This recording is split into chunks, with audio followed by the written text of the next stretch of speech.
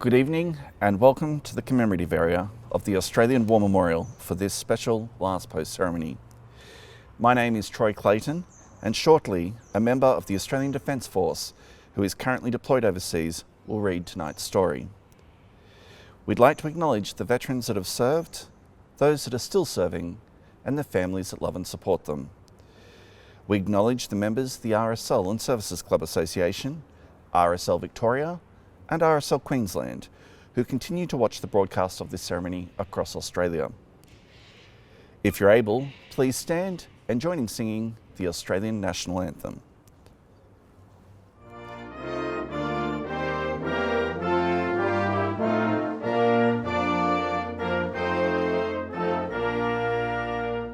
Australians, oh, let us rejoice, for we are young and free.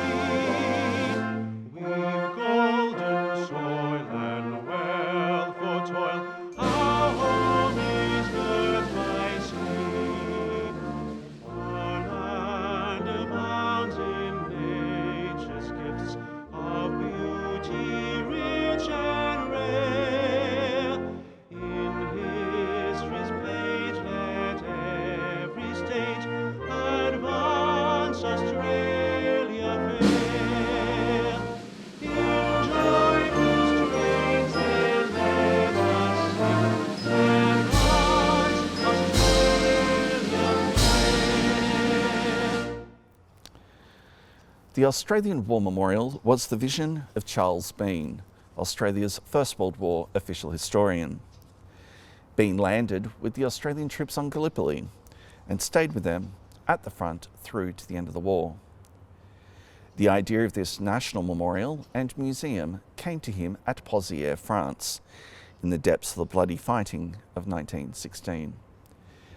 Bean's idea was that this would be a place where families and friends could mourn their loved ones buried in faraway places. It would also be a place that could help all Australians understand what these men and women had endured and what they had done for us. Bean's vision, to which we remain true, is best expressed as inscribed in the entrance to the memorial's galleries. Here is their spirit, in the heart of the land they loved, and here we guard the record which they themselves made. Now we will hear the story behind just one of those on the Roll of Honour, which lists the names of more than 102,000 men and women who have given their lives for us in war and on operations for more than a century. Good evening, my name is Private Millhouse and I'm currently serving with the Australian Army. Today we remember and pay tribute to Captain Ivor Stephen Margetts. Ivor Margetts was born in Launceston, Tasmania on the 4th of September 1891 to Stephen Ward and Charlotte Margetts. His father owned a well-known auctioneering business and was a local preacher in the Baptist church. He attended school in Launceston and Hobart University, where he later became a teacher. He was a prominent footballer, well known in clubs all around Tasmania, and was described as a thorough sportsman in every way. On the outbreak of war in August 1914, Margetts left his position at the Hutchins School in Hobart to enlist in the Australian Imperial Force. He was granted the rank of second lieutenant on the basis of his experience in the local militia. By the time he landed on Gallipoli on 25th April 1915, he had already been promoted to lieutenant. A number of Margetts' brothers had also served in the AIF. Ralph Margetts served with the Medical Corps and heard of Ivor's exploits at the Gallipoli landing from a wounded sergeant of the 12th Battalion.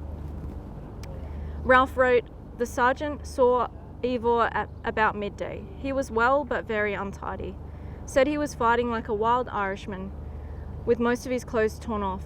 You should just hear the naval men who put our men ashore speak of the way our lads charged up those hills. They say it was simply wonderful and they have made a name for themselves forever." Ivor Margetts continued to prove himself an able soldier. He was promoted to captain on Gallipoli in late July. He wrote home of many narrow escapes, including one occasion on which every other officer in his company was killed or wounded.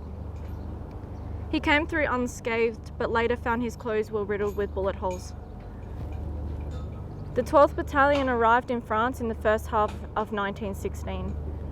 Its first serious engagement on the Western Front came at Pozieres, when on 23rd July it participated in a successful occupation to capture the village from the Germans. The night before the attack, Margetts explained to his men, finishing by saying, "Remember lads, it's not hard to die." The battalion launched its attack just hours later. By the following day, it was reported that the village was clear, and Captain Margetts and another officer went through the village, marking areas for trenches to be dug. At around 10 p.m, he was leading his men to new forward positions when the group came under shell fire. Captain Margetts was struck in the chest with a large shell fragment and died within minutes. He was buried in a nearby shell hole, aged 24. An officer of the 12th Battalion wrote to Mr. and Mrs. Margetts in Tasmania to tell them of their son's death, adding, "We were all so sure that he, above all others, were going to come through all right and live to be the example to his fellows, which his ability was sure to have him. We have always been such good pals before the war. He will be hard to replace in the battalion, as he had a better military knowledge of both field and officer work than I suppose any other officer." One of Margetts' men likewise called him a gentleman and a soldier and wrote, "The men simply worshipped him, and what's more, he had that knack of knowing how to treat his men. He's always got the best of us without any trouble." Margetts' grave survived the battle and is recorded in a photograph held by the Australian War Memorial. However, subsequent fighting meant that the small white cross marking his grave was lost, and today he has no known resting place. He's commemorated on the memorial to the missing at Villers-Bretonneux. His name is also listed on the Roll of Honour among 62,000 Australians who died while serving in the First World War. This is but one of the many stories of service and sacrifice told at the Australian War Memorial. We now remember Captain Ivor Stephen Margetts, who gave his life for us, for our freedom and in the hope of a better world.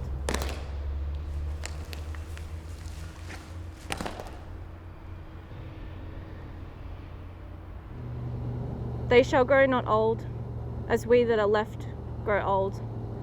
Age shall not weary them, nor the years condemn. At the going down of the sun, and in the morning, we will remember them.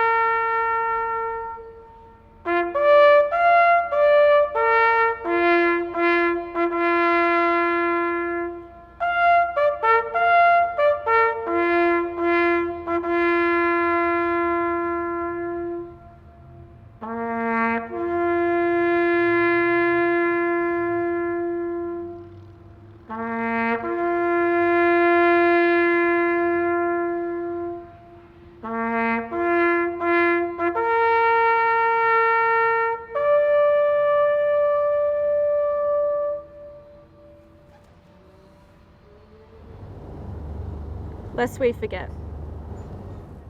We leave you this evening with the words of the memorial's founder, Charles Bean.